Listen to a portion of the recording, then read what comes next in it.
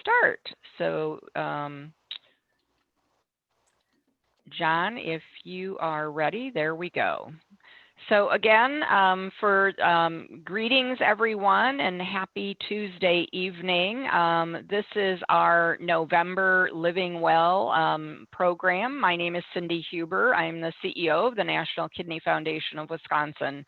It's my honor tonight to, in just a short moment, to introduce two amazing speakers that have joined us tonight to share their stories and their perspectives.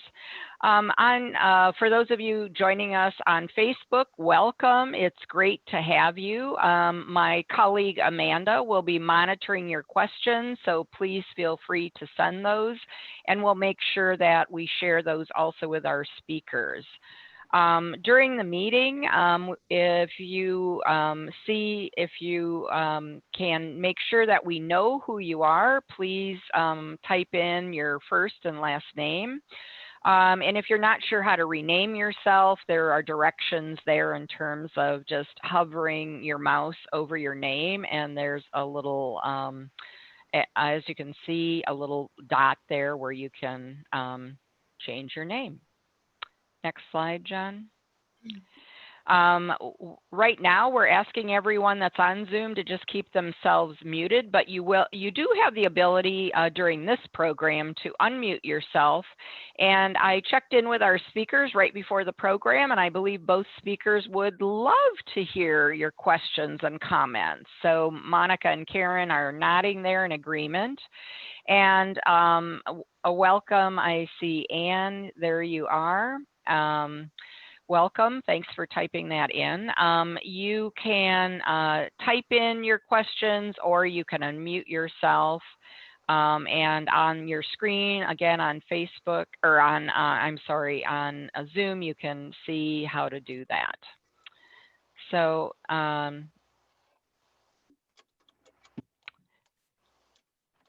and then for those of you in terms of if you have your camera on and off, on Zoom, that's kind of in the lower left. So you can, if you will, tap on that and to turn your camera off, etc. So for those of you that are Zoom experts, thank you for your patience as we go through that. That's me on a better hair day, so you can compare pictures. But again, talking about the power of volunteers, this program, it runs solely on volunteer energy. So behind the scenes tonight, my thanks to John Hacker, who is a recipient and who is there for all of our programs and has made virtual experiences possible. You see in your chat, Carol Glazer is joining us. Carol is an amazing volunteer who manages our medical identification jewelry program and provides that service, which provides safety and assurance and important information for patients throughout our state, and we're just grateful. Carol is a weekly volunteer. Tonight, it's truly my pleasure to introduce two more volunteers, and they will, I want to say they really need no introduction in my heart, because I remember actually the first time I met you, Monica, at actually one of our it was a program on living kidney donation, where you were seeking information about living kidney donation.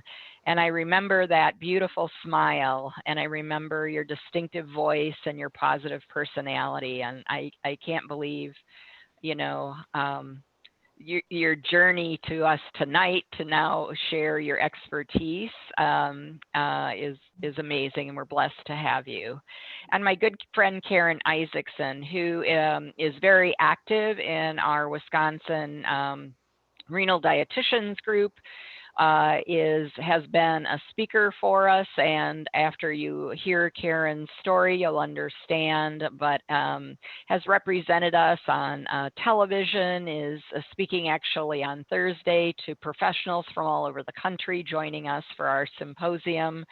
Karen is dedicated to her profession and dedicated to kidney patients, but also has an amazing story to share, as well as some awesome information about nutrition. So Karen, Monica, welcome. Karen, over to you. Thank you for joining us tonight. Thank you. Okay, can everybody hear me? Yes. Okay, so I am Karen Isaacson. I will say, I think it's actually easier to donate a kidney than it is to be a public speaker in some ways, because at least with donating a kidney, you can be under general anesthesia, whereas I don't know, that's, so I have to say that to get myself at ease here. I really do enjoy sharing our story. John, I think you've got our slideshow, so if you wanna, so, and the next slide, please. Next slide after that. Can you back up one more slide? Back up, there we go. So Cindy hit objectives, you're right. Cindy had asked a few months ago for Monica and I to share our story, but the focus of this presentation, she asked that would be more something to do with the holidays, and also to showcase the wonderful resources on the National Kidney Foundation website, and kind of highlight some of the recipes, and then kind of tie that in with the holiday theme and our story. So it's kind of a lot of themes that we're trying to tie together, but it really, I think the whole topic of kidney transplant and donation really fits in well with the Thanksgiving theme. So I think we'll tie that all in together. And I just am really actually thankful for the National Kidney Foundation that gives such a great platform to exchange information and share stories, because I think stories are what really resonate with people. So I really love sharing this story. Next slide, please.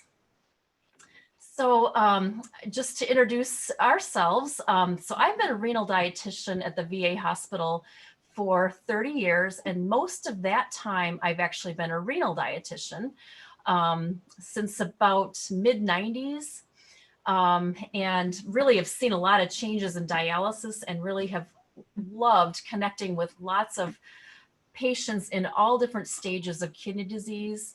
And it's really become my kind of my passion. It's just